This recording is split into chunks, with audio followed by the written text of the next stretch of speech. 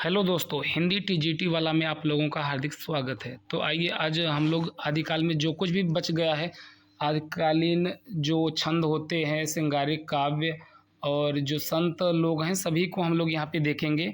और उससे पहले सबसे शुरुआत करेंगे आदिकालीन खड़ी बोली पद्य, फिर गद्य, और उसके बाद सब एक सीरीज चलती हुई हम लोग की चल रही है, तो वो सीरीज चलती रहेगी। तो जो लोग नए आए हों सब्सक्राइब करके जाएं। यदि कंटेंट अच्छा लगे तो आप लोग कमेंट करके ज़रूर बताते रहा करें। तो विविध में चलते हैं ख्वाजा बंदा निवाज गेसुदराज। इससे पहले हैं अमीर खुसरो। तो अमीर खुसरो को हमने पिछले वीडियो में कर लिया था, यहाँ पे करने की ज़रूरत नहीं है। ये लोग आदिकालीन खड़ी बोली पद्य हैं, ठीक है। तो देखिए, पहला नाम आता है ख्वाजा बंदा निवाज गेसुदराज, पिता सैयद यूसुफ शाह राजू खत्ताल। इसकी रचनाएं अरबी फारसी में हैं। इसकी दक्षिणी हिंदी में 4 रचनाएं हैं, और वो रचनाएं देखिए जरा सा। मिराजुल आसिकीन, हिदायतनामा, शिकारनामा, रिसाला सहवारा, ठीक है। तो ये 4 रचनाएं किसकी हैं? ख्वाजा बंदा निवाज गेसुदराज। तो यहाँ से भी कभी कभी क्वेश्चन पुटअप कर लेता है, तो आप लोग ध्यान दीजिएगा। चारों रचनाएं आप लोग नोट कर सकते हैं, केवल इनका नाम और रचनाओं का नाम। चलिए आगे, खड़ी बोली गद्य। तो पहला ग्रंथ है कुवलय माला, लेखक हैं उद्योतन सूरी, समय 9वीं सदी। यह जैन कोश ग्रंथ है। तो जब हम लोग जैन साहित्य पढ़ रहे थे तो इसको पढ़े थे, तो देख लीजिए, समय 9वीं सदी, लेखक उद्योतन सूरी, यह जैन कोश ग्रंथ है। दूसरा है राउर बेली। तो राउर बेल के बारे में जो भी है, समय 11वीं सदी, लेखक रोड़ा कवि। यहाँ पे हमेशा ये पूछा जाता है, यह शिला पर अंकित होने के कारण शिलांकृति कहा जाता है। तो ये शिला मीन्स पत्थर पे लिखा गया है, इसलिए इसे शिलांकृत भी कहते हैं। किसने लिखा है? रोड़ा कवि ने। आगे देखिए, इसमें क्या है? इसमें कलचुरी राजवंश की 7 नायिकाओं के नक्शिक का वर्णन है। तो कलचुरी राजवंश की 7 नायिकाओं का वर्णन है, वो भी किसमें? नक्शिक में। नाखून से लेके शिखर तक, शिखर मीन्स चोटी तक। तो आगे चलते हैं। उक्ति व्यक्ति प्रकरण, समय 12वीं सदी, लेखक पंडित दामोदर शर्मा। इसे इन्होंने व्याकरण ग्रंथ के रूप में लिखा। तो ये एक व्याकरण ग्रंथ है। उक्ति व्यक्ति प्रकरण पूछ लिया जाए कैसा ग्रंथ है, तो आप लोग बताएंगे व्याकरण ग्रंथ है, और इसके लेखक हैं पंडित दामोदर शर्मा। चलिए आगे चलते हैं। प्राकृतिक पैंगलम, प्राकृत पैंगलम, समय 13वीं सदी, छंद पर लिखा ग्रंथ है। यह कैसा ग्रंथ है? छंद पर लिखा गया है। लेखकों में विद्याधर या लक्ष्मीधर का नाम आता है।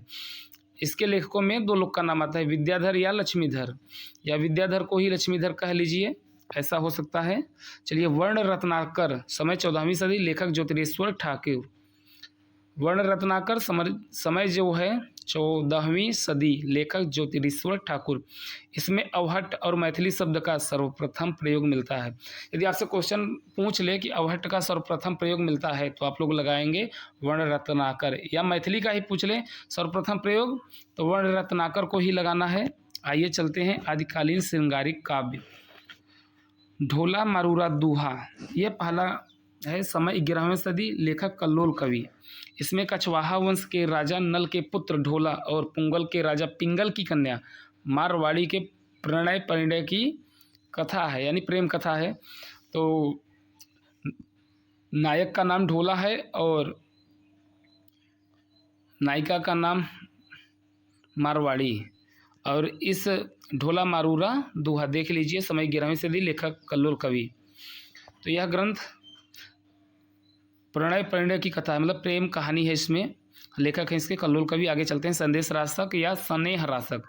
संदेश राशक या स्नेह राशक दोनों एक ही नाम है।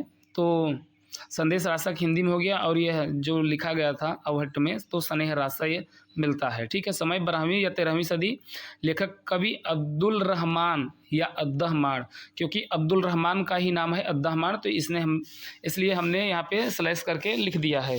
यह खंड काव्य है। यह कैसा काव्य है? खंड काव्य है। चलिए आगे चलते हैं। बसंत विलास फागु, बसंत विलास फागु, समय 13वीं सदी। इसके लेखकों में नतरसी, रत्नाकर, मुंज, गुणवंत आदि का नाम मिलता है। तो आप लोग ध्यान दीजिएगा, बसंत विलास फागु, समय 13वीं सदी। इसके लेखकों में अन्य लोग भी हैं। चलिए विरह देसावरी फाग को देखते हैं। विरह देसावरी फाग, समय 13वीं सदी। इसका लेखक अज्ञात है। यह श्रृंगार प्रधान काव्य है। आदिकालीन संत काव्य। अभी देखिए अब हम लोग संत काव्य तक आ गए हैं, तो इसके बाद जस्ट ये समाप्ति ही हो जाएगा संपूर्ण आदिकाल। उसके बाद एक महामैराथन करा दिया जाएगा संपूर्ण आदिकाल का। तो देखिए आदिकालीन संत काव्य, पहला नाम है नामदेव का। जन्म 1270 ईस्वी, सतारा के दरसी बमनी गांव में। इनके अभंग ही मिलते हैं। अभंग क्या होता है? ये एक छंद है मराठी में, तो इनके अभंग ही मिलते हैं। डॉक्टर भगीरथ मिश्र ने इनके अभंगों का संकलन संत नामदेव की हिंदी पदावली शीर्षक से किया गया है या किया है। संत जयदेव, समय 13वीं सदी, इनके कुछ पद गुरु ग्रंथ साहब में संकलित हैं। तो जो संत जयदेव है इनके पद कहाँ पे हैं? गुरु ग्रंथ साहब में। ठीक है, चलिए त्रिलोचन, समय 13वीं सदी, इनके भी 4 पद गुरु ग्रंथ साहब में हैं। त्रिलोचन के भी 4 पद गुरु ग्रंथ साहब में हैं। सदना, देखिए 13वीं सदी, इनके पद गुरु ग्रंथ साहब में मिलते हैं। तो इनके भी पद जो हैं गुरु ग्रंथ साहब में मिलते हैं। आगे चलिए बेनी, 13वीं सदी, इनका जो समय है 13वीं सदी, इन्होंने बाह्य आडंबरों का विरोध करते हुए राम के नाम जप पर बल दिया। तो बेनी ने क्या किया? राम के नाम जप पर बल दिया। आदिकालीन छंद, चलिए अब छंद भी देखेंगे हम लोग कि आदिकाल में कौन कौन से छंदों का प्रयोग हुआ है। रासोछंद, यह नृत्य परक गीत गाने योग्य छंद है। यह शरद ऋतु में प्रयुक्त होता है, जो रासोछंद होता है। आगे चलते हैं फाग, यह रासों की भांति ही लोकप्रिय छंद है। इसका गायन बसंत ऋतु में किया जाता है। इस परंपरा में लिखे गए ग्रंथ जिनचंद सूरी, जिन पद्म सूरी, सिरथुली भट्ट, राजशेखर सूरी, नेमिनाथ फाग। चलिए चरचरी, चरचरी भी एक छंद है। हरिभद्र सूरी की समराज्य कहा, इस छंद पर श्रेष्ठम कृति है। षड्ऋतु, तो देखिए षड्ऋतु क्या है? षड्ऋतु वर्णन श्रृंगार रस के प्रसंग में किया जाता है। ढोला मारूरा दूहा, संदेश रासक, पृथ्वीराज रासों में षड्ऋतु का उदात्त रूप में प्रयोग है। चलिए 12 मासा का देख लेते हैं कि 12 मासा कहाँ पे प्रयोग हुआ है। इसका प्रयोग विप्रलंब, विप्रलंब का मतलब होता है वियोग श्रृंगार, तो वियोग श्रृंगार के छड़ों में होता है। इस कोटि में नेमिनाथ चौपई, 12 नाव, बिशल देवरासो 3 ग्रंथ मिलते हैं। अब देखिए सबसे मोस्ट इम्पॉर्टेंट पॉइंट है, 12 मासा का सर्वप्रथम प्रयोग विजय चंद्र सूरी के नेमिनाथ चौपई में मिलता है। सर्वप्रथम प्रयोग पूछा है, आप लोग ध्यान दीजिएगा, बिशल देवरासो को नहीं लगाएंगे। ठीक है, आगे चलते हैं पंवाड़ा, यह वंश कहानी को व्यक्त करने वाला विस्तृत गीत काव्य है। असाइद ने पंवाड़ा नाम से एक ग्रंथ लिखा जिसमें इसकी विविधता का प्रयोग मिलता है। तो आज हम लोगों ने क्या क्या कवर किया? आदिकालीन संत, छंद और आदिकालीन जो भी हैं पद्य या गद्य लेखक, सबको हमने कवर कर लिया है।